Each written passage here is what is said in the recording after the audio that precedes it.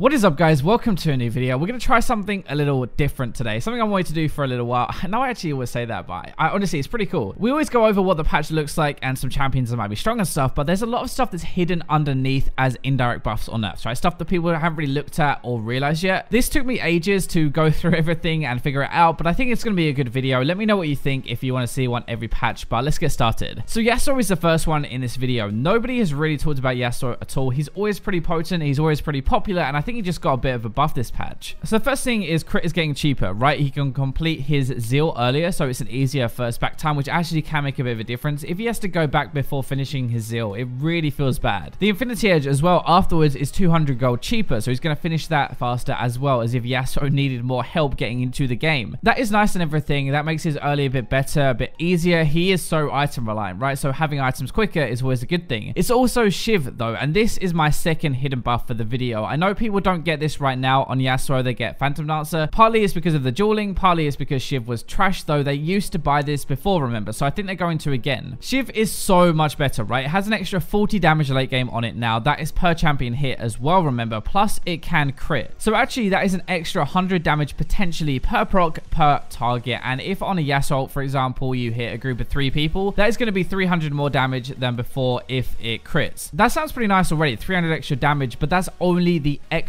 Actually, if you crit someone late game with Shiv, is 400 damage per person. This is why Shiv is actually nuts in any heavy crit build. It increases the damage by a ton, not only for Yasuo, but for a lot of AD carries as well. If you're buying triple crit now, so Infinity Edge plus 2 attack speed items, you better have a good reason to not buy this because it is so good. I think it's a massive buff in my opinion. Not many realize how good the change was, honestly. Most don't really know it crits, so I guess that's a big part of it. So Yasuo has cheaper crit items, better matchups right now. Warlords and Shiv will be pretty nuts, I think, as a build path. Any heavy crit champion though will be loving this new Shiv change as well. It adds a lot of burst damage. We're kind of staying with the same thing. 400 damage from Shiv is insane, but we can buff that with rapid fire cannon to proc 25% faster, remember. So that naturally makes Warlords, Keystone, Shiv, and rapid fire cannon an insane build path to go for single target damage. I say single target damage because it's less than like a Ruinous or something, but the Shiv lightning will make up for the AoE a bit, at least in team fights. Ruinous does have some really good synergy with like Caitlyn and Jinx, for example, but that build path is really strong at the moment, and Warlord's just got like a way more viable over further just because of rapid fire and Shiv if you put them all together. The next hidden buff is something a lot of people have missed, like how much better Trinity Force is now on bruisers. So Sterix, I think, is the only item in the game to buff base AD, not just like give you bonus AD on top. Normally it doesn't really matter because everything scales with total AD or bonus AD, but Trinity Sheen damage scales with base AD, which means normally you cannot really buff it. This is why Sterix is so good with Trinity Force, by the way, if you didn't realize why people always build the two together. Anyway, this is an extra 10% now in total on the item, 30% normally and 30% with the shield, an extra 5% on each. That is a 60% damage increase on Sheen, by the way, if you proc the shield. That is ridiculous. The synergy between these two is now really strong, honestly, and it's a massive buff for some bruisers who can use both items, especially the first two in the game. Before we get into the champions, remember as well, Guardian Angel now gives you some AD, so you could go Trinity Force Sterix because it's giving you more damage, and Guardian Angel, and it'd actually be a really good like bruiser kind of Irelia build to jump into a fight and not die instantly but still have a lot of damage. More than anything though, this is for Alawi. She has really high base AD anyway and uses these 2 items or 3 items really well. In my opinion, Alawi will come back big time this patch now, and most people have missed it, I think, but people already at high reload are realizing how strong she actually is with this combo. Also, by the way, Sterix, not the shield but the base AD, will actually stack together. I'm not saying this is optimal to get like 5 Sterix or 4 Sterix in a game, but it does do a lot of damage. To give you an idea, if you get Trinity Force and 4 Sterix on Alawi, your Sheen proc will do 725 bonus physical damage every 1.5 seconds, which is ridiculous. I don't know about you, but doing an extra 700 damage on top of my kit every 1.5 seconds, I think I would take that. This is absolutely insane and probably will get nerfed at some point, at least a stacking part of it, but have fun while it lasts, at least on a few champions. Apart from Alawi, Irelia, Jax, Mordekaiser, who has a really high base AD, by the way, so actually is really sick with this, and Yorick are the obvious ones, I think. Those 4 will probably get a lot more popular, well, 5 if you include Alawi, but there's also like Kled, Darius, Jarvan, Yasuo, Fiora, Fizz, who are less obvious. These guys don't really build Trinity Force normally, or don't put Trinity Force and Sterix together at least, but I think you might want to try it on them because this is going to be really strong. Leading on for this, we have the Death Stance, which is a lot better in my opinion now. The 30% bleed instead of 15% is a crazy buff. Most people are focusing on the tank buffs, the tank items and stuff, but Death Stance really did shoot up in power. A lot of people don't know how it works, so you take that 30% less damage to start with, right, from an ability or whatever it is, the damage source, then you bleed the rest of the damage, but with the lifesteal, you can actually stop yourself dying at least. Especially if you have a shield, right? That would make it so much easier. Maybe like a Sterix, for example. Alawi, again, Fiora will be insane with this item, but even like Irelia or Jax will be super good as well. Like lifesteal on those champions is actually really strong. All these bruisers, I think, got a massive buff this patch with this kind of like item route, even though the focus was on the tanks and the tank items. Imagine having a Fiora who already heals, by the way, and just needs to survive until her ultimate. If she can bleed some of that damage, it gives her extra time to proc those vitals for her ultimate, and then she can really heal up. I think that's going to be pretty broken on her. One of the most underrated things this patch, and I expect to see a lot of Death Dance Fiora this patch. It's not just like Fiora and bruisers though. AD carries who want to duel, so like Lucian, Kalista would be good with Death Dance, but honestly, like any AD who runs double lifesteal, if you get Blade the Rune King or Bloodthirster and Death Dance, you're actually going to be set for the game to not really die in teamfights, I think. With that much lifesteal, it's so easy to heal back the damage you've taken, especially because you're going to be attacking quite fast, and if you crit as well because you're an AD carry. I'm going to have to test it a bit more, but 80 AD from the Death Dance is really good. Plus the lifesteal and the bleed, I definitely would take 30% less damage from a Cinder ult or something and give myself 3 seconds to life sit it back afterwards. That is so cool. Okay, next up, moving away from like bruisers and stuff, we're going to the poke champions of the mid lane. There are two things here, an item and a playstyle. Banshee's Veil is the item, so there's one problem with poke champions really, like assassins or actually lack of mobility. Xerath, Lux, and Vel'Koz, for example, are probably the premier like pokers and the high range, but if someone jumps onto you, you're pretty much dead. This is actually going to stop that, which is so much better. If you don't have your flash, you're not just completely boned, which is a really common problem with immobile mages. It's also a buff for champions like Orianna, Victor, or Twisted Fate. People just don't have mobility and kind of fall prey to like a Fizz, for example. So Banshees has always been in the game. The spell shield is always there, right? It gives AP now though, so it's not pure defense. Before, the only option for that really was Abyssal. Abyssal was kind of useless on champions like this though, because they never really want to get close enough to use the aura. Like for Lux, for example, if you actually jump into a fight and use the Abyssal aura, you're probably already dead. It was so situational. You weren't really going to use the aura. You never really wanted to buy Abyssal, but that means you didn't really have a defensive item unless you wanted to go pure defense with like a Banshees, maybe Zhonya's, but you have to use the Zhonya's preemptively. Banshees is a really good defensive item on these guys against magic damage, but also crowd control, and it's so easy to play with. You don't have to actually press anything. It just automatically does it for you, which is really good for most players. I know it sounds kind of sad, but you can poke more safely. You can be a bit more forward. You can do a bit more damage, have more impact, and you're also a lot safer in team fights. The reason I really think poke is going to get so much better is because the way to counter that playstyle is to engage on top of them. But how do you engage on a spell shield? It isn't actually just that. We also said playstyle. So the meta of tanks and bruisers, right? The one way to beat them, well, a way to beat them is to ignore them. It sounds pretty hard. How do you ignore a tank who's just blocking everything? Well, poke doesn't get blocked. You can hit the back line and you can delete people without having to get close, making a tank basically useless. Who cares if like a Maokai or Sejuani will never die with this new stupid item, the Gargoyle Stone Plate? You don't have to hit them. That's kind of the idea. You poke past them, you catch people. These tanks can't knock you down and engage because you have the Banshee shield on top of you. Obviously, if you don't need defense, don't buy it. It's like a defensive item. It's less damage than other items, but it covers up your biggest weakness if you need it. Moving on to support. So the quests have had all the focus on the coin, really, right? It's obviously the best in general. It gives you an extra skill point. It's also probably more gold as well. Spell Thieves, though, is pretty strong. I kind of mocked this in my previous video. Maybe I shouldn't have, but the 50% move speed plus more AP on the items as well, which is good. Some champions can really abuse this, I think. It's not that strong in general, but on certain champions, it will be. Number one is going to be Bard. Imagine his Meeps dealing a crap ton of damage from the buff as well, and then getting move speed to kite or run away or even chase after you. A lot of Bard mains haven't really realized this, but the ones who have are getting pretty wet right now, honestly. With this passive damage increase recently, plus this, I actually think it's going to be more of a threat in teamfights, in my opinion. You can't really ignore him, and I think this will be a nice buff for him. Even though we don't see a ton of Fiddlestick support at higher elo, he's kind of there, but imagine his ultimate and getting a 50% move speed boost while he's in it chasing you down. How are you supposed to get away from a guy who can silence you, fear you, and he's chasing you with a 50% boost? We're probably going to see him a bit more because of his Banshee's item anyway. Like if he's over a wall and you manage to see him and interrupt his ultimate while he's casting it, that's pretty much over. Banshee's does stop that. You can't really interrupt it anymore. You can't blow him up. Plus actually Zhonya's as well with a Banshee's will be pretty insane as an annoying AP champion or as AP support. Zyra's the last one for different reasons, okay? Basically it's just to stay safe. She has always had enough damage. That's not the issue, but dying is the problem, and a spell shield with the Banshee is going to be nice, but her plants will give her that move speed and she can kite around or escape. There isn't really as much to talk about. It's just a nice little synergy, but I still think she's better than most people think, like with the Spell Thieves this patch. The biggest nerf that's gone under the radar is to full AD teams. Basically, defensive items were adjusted to spec into either armor or magic resist, and they're less about the general health stat. Health is kind of like when you need both, really. Like, it's really good against both. It doesn't reduce any damage, but it soaks damage. Whichever source it comes from, magic or physical, is going to actually help you. Now you have to choose a bit more. This is the thing that most people have caught onto, but that also means if they choose armor, they will have more armor than previous patches. It means it's going to be even harder to cut through a massive tank stacking armor if you're full AD, or even if you're just an AD champion. The thing is, it will be easier for your AP mid laner to kill them. They will kill them faster than before, if that makes sense. So you want to have a mix of damage on your team. You also have to remember, this season arm pen was pretty decent actually. 45% on these Last Whispers meant that you could run full AD